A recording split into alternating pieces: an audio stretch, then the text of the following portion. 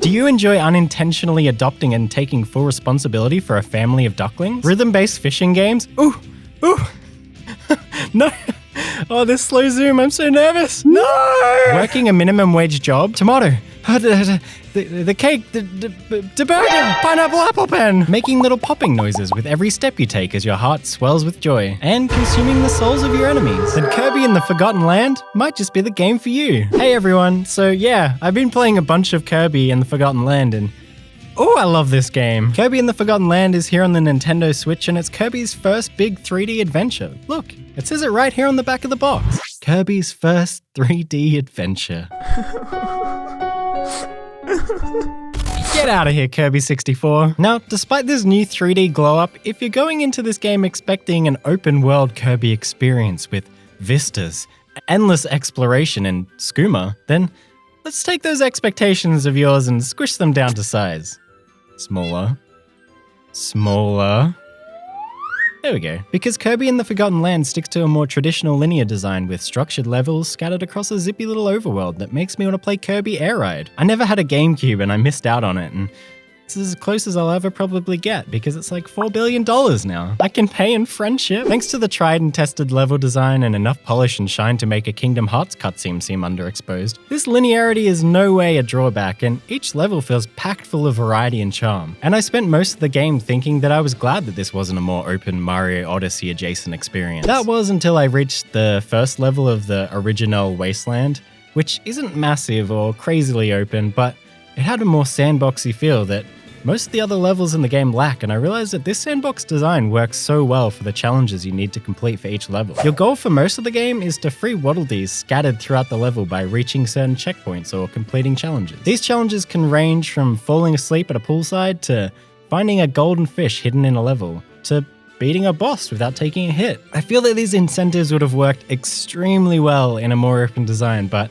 they're still perfectly fine within this confined context. And despite the more linear design, this game never fails to take the time to reveal the mysterious world you're adventuring through using really cinematic in-game camera movements and set pieces to convey environmental storytelling that frankly, I was not expecting from a Kirby game. This means that you really do feel like you're on a big old adventure in an expansive world, and there are so many great moments where you can stop and appreciate your surroundings and just take it all in. Keeping on brand with all other Kirby games, the visuals are so overwhelmingly cute. It's enough to make that frosted icicle of sadness you call a heart melt at your feet, making it look like you just peed your pants. Seriously, the end of level dances should be enough to prove to you that this might be the cutest Kirby game yet. All of the enemies in the game are cute too, and I feel terrible for killing them. Look at this fluffy little guy snoozing, and these turtles, they're just so freaking sweet. Let's be real, if anything, I'm the monster. Which makes sense, because Kirby is such a dynamic character and nothing exemplifies Kirby's juxtaposition between the cute and the demonic more than the new Mouthful abilities.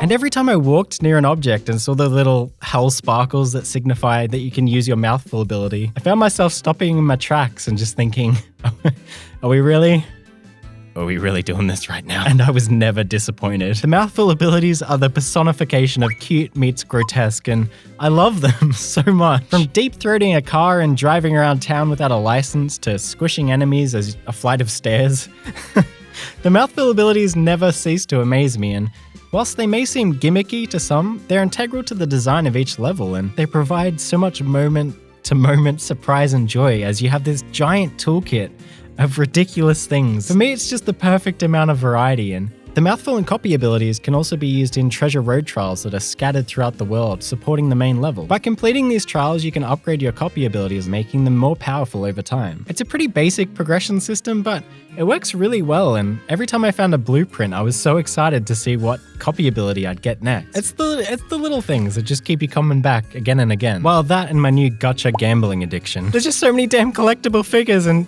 watching Kirby stare at them all is really precious. What's with video games and borderline selling gambling addictions to children? Just gotta get one more gacha, man. I often noticed that whilst playing through a lot of the traditional 2D Kirby games, I'd find one or two abilities that I really enjoyed, stick with them for most of the game, and just sit back and stand and deliver on any enemies coming my way. But now that there's a whole extra dimension, fighting enemies is a much more thrilling experience that requires more of the player as you bop to and fro rather than just pressing and holding down one button until your finger cramps. And oof!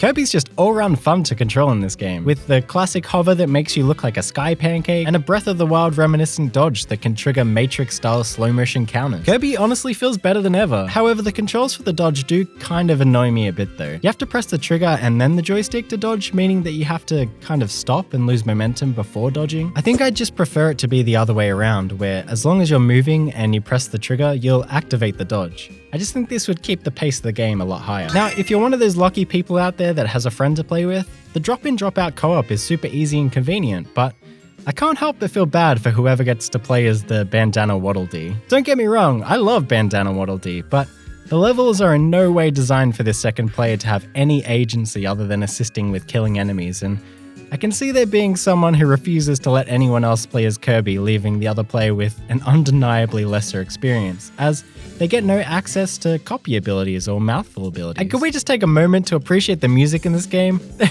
The music in this game is so good. The theme song is easily one of the greatest songs of all time.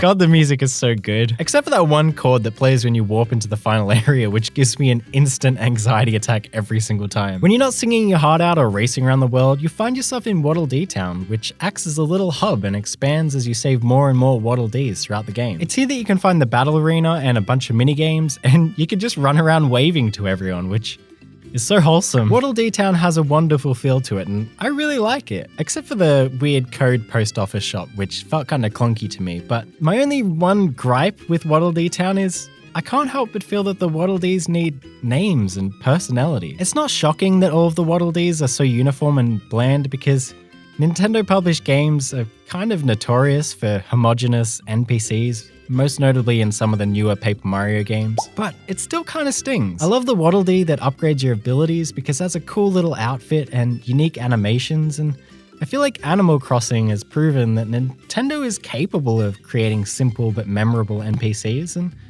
I would have just loved to have seen a bit more personality from the Waddle Dee. Despite this though, Waddle Dee Town is such a nice place, and it beautifully realizes a bunch of different elements by breathing life into them instead of just hiding them away behind a clunky menu screen. Okay, if for some reason you made it this far into the video and all this playful, cutesy Kirby nonsense is making you sick, and you're the kind of person that has your heart tightly locked in a freezer for good measure and it's been asking for a hard Kirby game that tests your mettle, the Dark Souls of Kirby games, well, you're both in luck and possibly not in luck. The game includes 2 difficulty modes, but you're unlikely to have too much trouble tackling the bosses and stages you encounter. And although the boss fights in the main game can be a little slow, they're still really enjoyable despite their minimal challenge. However, this all leads up to one of the greatest final boss fights I've ever had the pleasure of playing, and a post-game that reimagines the levels and bosses from each stage for a more challenging experience. And this is where I've become completely torn. I loved the challenge that these post-game bosses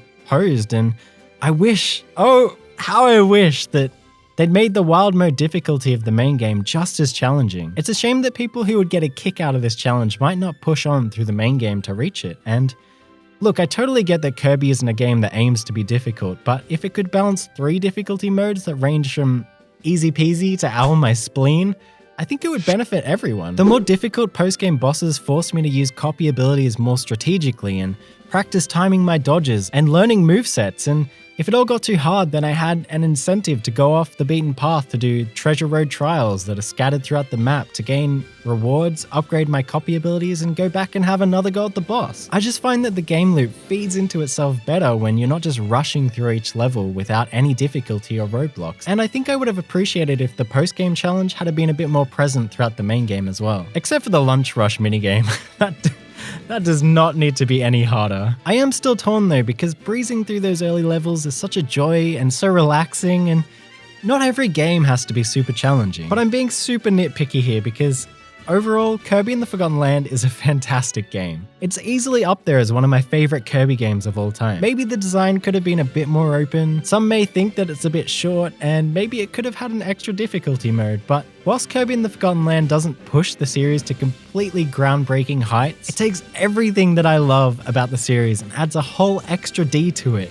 And as we all know, 3 Ds is bigger than 2 Ds, and therefore it's better. And I think it's just laid a perfect foundation for future Kirby titles. It's not going to be for everyone, but I highly recommend that you try out the free demo, and if you like it, then welcome aboard the Happiness Express. I'd really love to know what you all thought about the game. As you can tell, overall, I really love it, but I didn't think it would be interesting to make a 10-minute video of me just saying I love it so much. But I'd love to know what you think, and let me know if there are any Kirby games that you'd like to see done in a 3D style. Do you want to see a Kirby Robobot style 3D Kirby game? Then let me know in the comments below. Thank you so much for watching this video, but unfortunately, I do have to now go and take my afternoon nap. So thanks again, and goodbye.